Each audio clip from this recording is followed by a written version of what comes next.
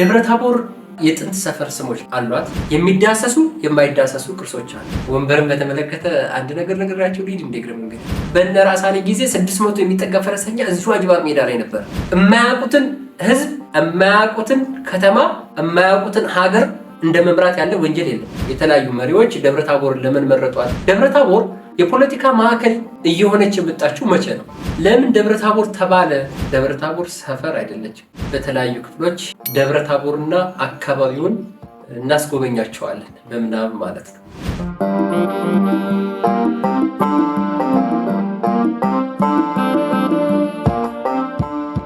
ጤና ይስጥልን ክቡራን ተመልካቾቻችን፣ ዛሬ በሌላ ርዕስ ተገናኝተናል። በጣም ልዩና ማራኪ በሆነ እርሱም ደብረ ታቦር በሚል ርዕስ ነው የተገናኘ ነው። በተከታታይ በተለያዩ ክፍሎች በሚኖረን ቆይታዎች ደብረ ታቦርና አካባቢውን እናስጎበኛቸዋለን በምናብ ማለት ነው። ደብረ ታቦር ከተማ ውስጥ የሚኖረው ሰውን በትክክል የማያውቃት፣ እንደ ሀገርም ደግሞ ከጎንደር ወደ ወልዲያ ሲሄድ ወይም ደግሞ ከጎንደር ወደ ደብረ ታቦር ሲመጣ ወይ ከባህር ዳር ወደ ደብረ ታቦር ሲመጣ ወይም ከወልዲያ ወደ ባህር ዳር ሲሄድ አልፎባት የሚሄድ የቀድሞ የበጌምድር ክፍለ ሀገር አካል የነበረች አሁን ባለው በደቡብ ጎንደር ተብሎ በሚጠራው ማዕከልነቷ በመሆን የተለያዩ የደቡብ ጎንደር ዞን ነዋሪዎች ዋና ከተማቸው ሆና የምታገለግል ስለሆነ ለስብሰባ የተለያዩ ጉዳዮቻቸውን ለማስፈጸም የሚሰበሰብባት ባለፈ በትክክል ታሪኳ ምንድን ነው? ትናንት የት ነበረች? ዛሬ ምን ላይ ነው ያለች? ነገስ ምን ያስፈልጋታል? በሚል አንዱ ታሪክ ጥቅሙ ከትናንት ተነስተን ዛሬን እንኖርበታለን፣ ለመጪው ትውልድ ደግሞ እንሰራበታለን። ትንሣኤን የምናይበት ነው ታሪክ። ለዛ ነው የመጽሐፍ ቅዱስ ታሪክ የምንማረው፣ ቁርአን ውስጥ ያሉ ታሪኮችን የምንማራቸው፣ በብሉይ በሐዲስ ያሉ ታሪኮችን የምንማራቸው። ታሪክ ትምህርት እንደ ትምህርት የሚያስፈልግበት መጥፎ የሆነውን እያስወጋን መልካም የሆነውን እያስቀጠልን የተሻለ የምንሰራ። ለምን? የዚች ምድር ጀማሪዎች እኛ አይደለንምና ማለት ነው። ከትናንቱ ጠንካራ ጎን ወስደን ከትናንቱ ደካማውን ጎን አስወግደን መልካሙን ደግሞ በማስቀጠል ህይወት የሚቀጥልበት ስለሆነ ማለት ነው። ስለዚህ የደብረ ታቦርን ከተማ ታሪክ መነጋገር መወያየት ከሚያስፈልገን አንዱ ነው። እኔም በዋናነት እግረ መንገዴን በወፍ በረር በተለያዩ ክፍሎች ደብረ ታቦርና አካባቢውን በተለይ ደብረ ታቦርን ከተማ ላስጎበኛችሁ ግድ ብሎኛል። ኢትዮጵያ ሀገራችን ባወቋት ቁጥር እንደምታስቆጭ እንደሚባለው ደብረ ታቦርን ከተማ ደብረ ታቦርና አካባቢውን ታሪክ ባወቅነው ቁጥር የሚያም ነው። ምክንያት ትናንትና ዛሬን ስናያይዘው ስናገናኘው ታሪክ ቼንጅ ኤንድ ኮንቲኒዩቲ ያጠናል። ትናንት ምን ነበር? ዛሬ ምን ላይ ነው? ምን ቀጠለ? ቼንጅ ምን ተለወጠ? ምን ቀጠለ የሚለውን ስለሚያጠና እና ወደኋላ ዙረን ደብረ ታቦርን ስናያትና አሁን ስንኖርባት ደብረ ታቦርን ያማል። ለእኔ እንደባለሙያ ስለሚያም ቁጭት መፍጠር የምንችለው ደግሞ ስንነጋገር፣ ስንጽፈው፣ ስንወያይበት ስለሆነ ስለ ደብረ ታቦር በጨረፍታ አባይን በጭልፋ እንደሚባለው ይህን የምናገረው ለቃላት የኮሬክትነስ ወይም ለመጠንቀቅ በሚል አይደለም። ደብረ ታቦር እንደ ጣና የሰፋ ታሪክ ነው ያለው፣ ወይም ደግሞ የሐሰት መረጃዎች አይደሉም። እንደ ባለሙያ መረጃና ማስረጃ ያላቸውን አነሳላቸዋለሁ ማለት ነው። አጥኚዎችም አሁን ከምለው በላይ በሰፊው ገብተን በዝርዝር እንድናጠናው እንድናውቀው ደብረ ታቦር ከተማ የሚኖርባት እያንዳንዱ ምዕመን ደብረ ታቦርና አካባቢውን አስተዳድራለሁ የሚል ማንኛውም ከተማዋ ምን እንደነበረች አሁን ምን ላይ እንዳለች ማወቅም ግድ ስለሚል ነው ታሪኳን መንገድ ግድ የሚለን ማለት ነው።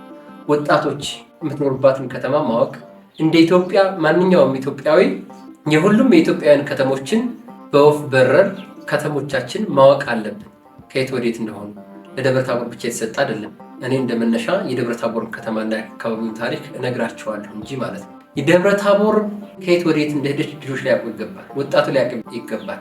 ከአዛውንቱ ቁጭ ብሎ ከተማዋ ምን ነበረች፣ ዛሬ የት ላይ ነው ያለች ብሎ መማር አለበት። እንዲሁም በዚሁ አጋጣሚ ደግሞ እኔ ከማውቀው ሰነዶችን ሳገላብጥ ወይም ሳነብ ወይም ደግሞ በቆይታዬ በኖርኩበት ጊዜ ካየሁት አንጻር ያለውን ነገር እነግራቸዋለሁ ማለት ነው። ስለዚህ የምትሰሙኝ የደብረ ታቦርን ከተማ ታሪክ ስታየው የአንድ ሰፈር ታሪክ አድርጋችሁ እንዳትቆጥሩ። ደብረ ታቦር ሰፈር አይደለችም። ለምን? አብረን ያለን ወደፊት ነው። ከስሟ ስያሜ ጋር ስንመጣ ደብረ ታቦር የሚለው ስም ከመሰጠቷ በፊት የተለያዩ ስሞች አሏት። ከዛ ውስጥ የሚታወቀው አይጋጥ የሚል ስያሜ ነበራት።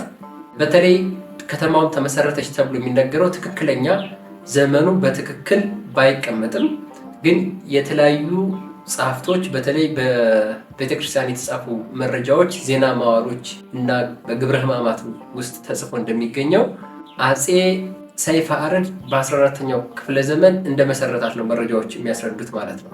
አሁንም ድረስ የጽሁፍ የሚባሉ መረጃዎች የሚያሳዩት በ14ኛው ክፍለ ዘመን ድረስ የነበራትና በ14ኛው ክፍለ ዘመን አፄ ሰይፈ አርድ እዚሁ አካባቢ ላይ ስለነበሩ እሳቸው አካባቢውን ተራራውን ስያሜውን ደብረ ታቦር ብለው የሰየሙት እሳቸው እንደሆኑ ከዛ ጋር ታይዞ ነው ምስረታው አይቀጥለው። ለምን ደብረ ታቦር ተባለ የሚለው ሲቀመጥ ደብረ ታቦር የሚለው ስሙ እንደሚያሳየን ሁለት ቃላቶች ጥምር ውጤት ነው፣ ደብርና ታቦር። ታቦር በእስራኤል ወይም ፍልስጤም ተብሎ በሚጠራው ውስጥ ከሚገኝ አንዱ ተራራ በተለይ በክርስትናው አስተምሮ ጌታችን መድኃኒታችን ኢየሱስ ክርስቶስ ብርሃነ መለኮትን የገለጸበት ከዛ ጋር የተገናኘ በመጽሐፍ ቅዱስ የተጠቀሰው ታቦር ነው። ነሐሴ 13 የሚከበረው ክብረ በዓል ተብሎ የሚከበሩ ጋር በተያያዘ ታቦር እዛ ነው ስያሜው። ደብር የግዕዝ ቃል ነው፣ ተራራ ኮረብታ ማለት ነው። ሌላም ሃይማኖታዊ ትርጉም ቢኖረውም ደብረ ታቦር የታቦር ተራራ ደብር ነው። በኢትዮጵያ ታሪክ ውስጥ በሌላውም ዓለም የተለያዩ ምክንያቶች አድርገው ከተማዎች ይመሰረታሉ። አንዳንዶቹ ከተሞች የንግድ ማዕከልን ምክንያት አድርገው የሚመሰረቱ አሉ። አንዳንዶቹ ደግሞ የመስኖ ወይም ኢሪጌሽን የሚባለውን የመስኖን ምክንያት አድርገው ሰው ለመስኖውን ለመጠቀም ሲል በዛ አካባቢ ይሰፍራል። ህዝብ እየበዛ ሲሄድ ከተማ እየሆነ ይሄዳል ማለት ነው።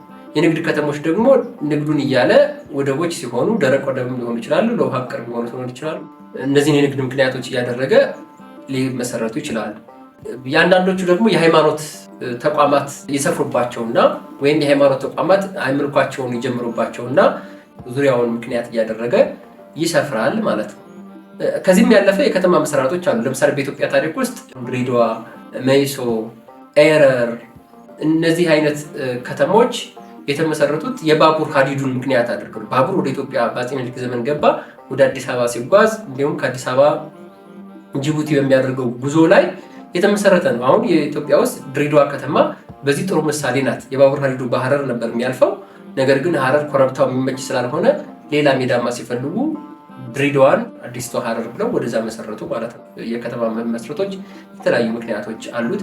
የወታደሮችን የጦር ሰፈር ለምሳሌ ንጉሱ የሚያርፍበትን አካባቢ ይዘው እዛ የጦር ሰፈር ይመሰረታሉ። እነዛ ወታደሩን ሰፈር በማድረግ ደግሞ የሚመሰረቱ ከተሞች አሉ ማለት ነው። እና ብዙ አይነት የከተማ መሰራረት አለ።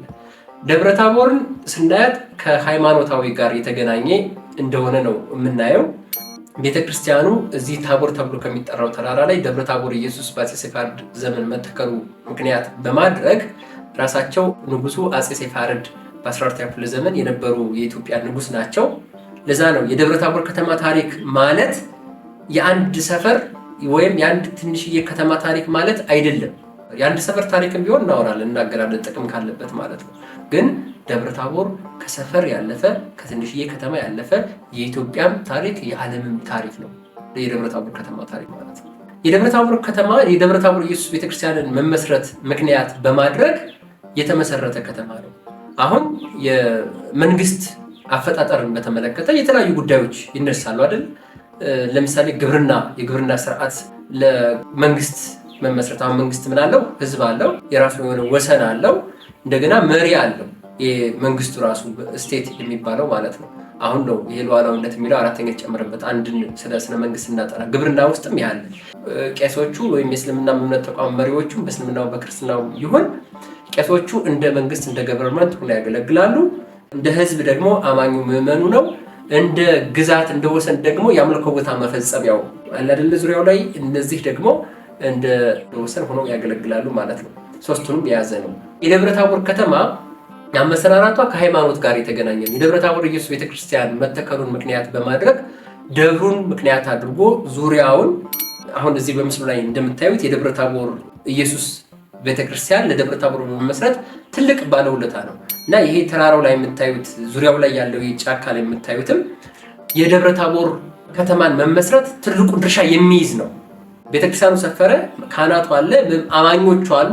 ያንን እያለ ሰው እየቀረበ ለደብሩ በመቅረብ ምክንያቱም ቀብርም እዛው ነው የሚፈጸመው፣ ስርዓተ አምልኮም እዛው ነው የሚፈጸመው። ዙሪያው ላይ ሰው እየቀረበ ከደብረ ታቦር ተራራው አናት ላይ ደብረ ታቦር ኢየሱስ ከወገቡ አንስቶ ወደታች ደግሞ ከተራራው ወገብ አንስቶ ወደታች ደግሞ ያለው ከደብረ ታቦር ተራራና ዙሪያው ላይ ያለው የከተማውን እየሰፋበት የመጣው በዚህ መንገድ ነው። ህዝቡ እየሰፋ አሁን የምታዩት በዚህ በድሮን የተቀረጸ ምስል የሚመስለው ላይ የምታዩት አሁን ያለችበትን ደረጃ የሚያሳየን እንዲህ እየሰፋ ነው የሄደው። ከኢየሱስ አንስቶ ወደዛ እየሰፋ የሄደ የከተማ አቀማመጥ እንዳለው ነው የሚያሳየው ማለት ነው። እና የደብረ ታቦር ከተማ መሰራረት ታቦር ተራራን ምክንያት አድርጎ ደብረ ታቦር የሚለውን አለ። ስሟ ከደብረ ታቦር ኢየሱስ ጋር እየተገናኘ ነው ማለት ነው። ደብረ ታቦር የፖለቲካ ማዕከል እየሆነች የመጣችው መቼ ነው?